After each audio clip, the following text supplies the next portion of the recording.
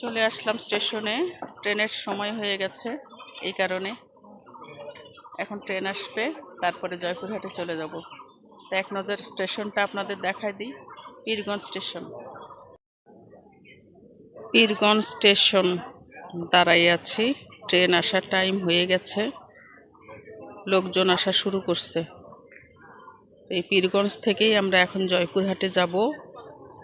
তো আপনাদের এক নজর দেখাই দিই পীরগঞ্জ স্টেশনটা কেমন ধরনের। আজকে শুক্রবার, ফাঁকা। তারপরেও সময় হতে হতে ট্রেন আসতে আসতেই কিন্তু লোকজন আসা শুরু করে দিবে।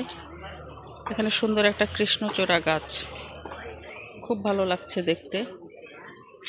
এই গেট দিয়েও আসা যায়, আবার এই পাশের গেট একটা আছে, মেন গেট, এটা দিয়েও আসা যায়।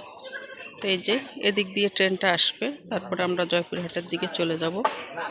এই হচ্ছে। আর আপনাদের দাদা ওই যে বসে আছে ওখানে, আর আমি ভিডিও করছি।